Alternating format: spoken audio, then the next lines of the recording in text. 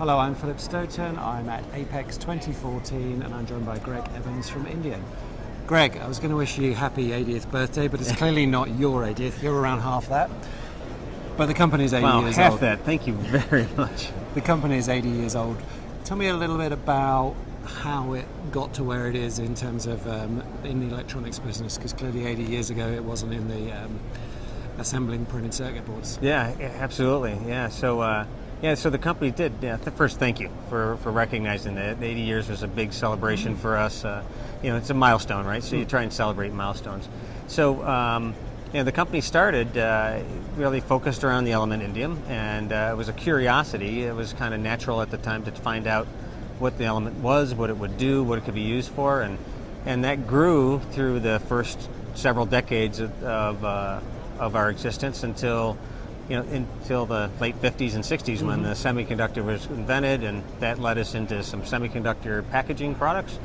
And that curiosity and trying to figure out ways to use material science to solve problems led us eventually into the PCB industry just about the time when surface mount was taking off. Right. So, between that surface mount conversion from through-hole and the consumer electronics boom, we kind of hit that at the kind of a sweet spot, I guess, as I think many people did. It's been a great industry to be part of, and that grew, and we've tried very hard to kind of keep bringing that curiosity for challenges to bear in the sector. So you've been in the SMT industry since there's been an SMT industry, seen a huge amount of change, and I like the fact that you use the word curiosity and the whole scientific thing. And Indium's always one of those companies that I believe speaks very well engineer to engineer, speaks very well from a technologist standpoint. You've got lots of technical papers here.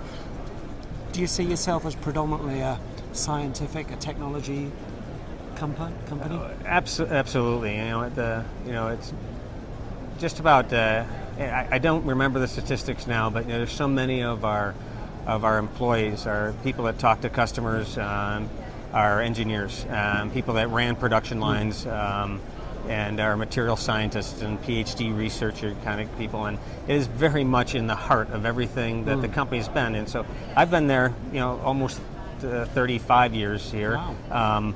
But from the start, that's the way it was. When I joined, there were about 65, 70 people, and it was one of the first things that happened was, getting immersed in issues that were technical in nature, whether it was coefficients of expansion or thermal shock, all the things that we still hear today that are reliability or bonding and joining challenges of the time. So it has been part of the company's core for as long as I've known it, and as we look back in history, it's been the core since it started. It was curiosity and science.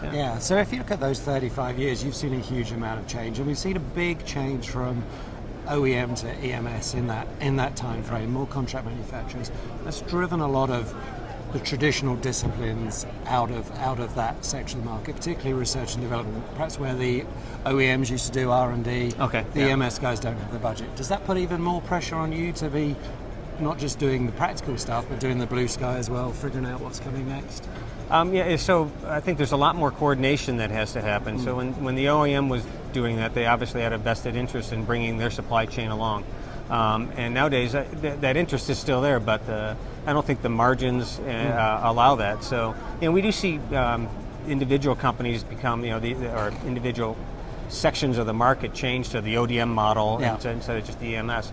But it drives a lot of roadmap sharing, so we can kind of figure out where things are going, and that does lead the technologists to start thinking about what's going to be important, what does that mean to the solder joint, and how are we going to get that joint to be reliable and efficient to make. Absolutely. Okay, and I think you've got more people giving papers here than just about anybody else. What kind of stuff are they talking about, and which industries are driving those technology demands? Well, so one is miniaturization and reliability, not a focus. And so, between miniaturization, reliability, all the advanced packaging things, and productivity. It's really a combination of all those things that all of our customers are interested in. So we're trying to present data that we've done research on and worked with customers on to make sure that that gets out as broadly as we can, and try and again keep moving the industry forward. Yeah. It's part of that curiosity, I guess, to try and figure out why and then share that. Yeah. And we're in Las Vegas. It would be remiss of me not to mention the U.S. market, which seems to be doing okay. Tell me what your view is on that, and whether you think that's sustainable, but also what's going on in South and Central America. We're hearing really good stuff from Mexico, particularly at the moment.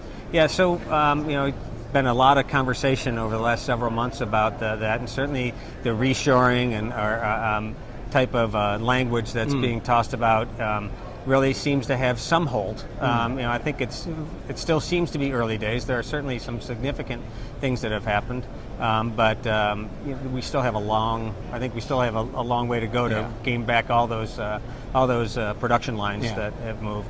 And more south of Mexico, certainly there's a lot of great activities and internal markets that are developing and growing. So we're really looking forward to the build out of a lot of more infrastructure and and the proliferation of consumer electronics in those more the rest of those marketplaces. Yeah, and hopefully with the American market, a show like this is a catalyst to move it forward. So we shall see. Greg, happy birthday again. Thanks very much for your time, and enjoy the rest of the show. It's my pleasure. Thank you so much. Thank you.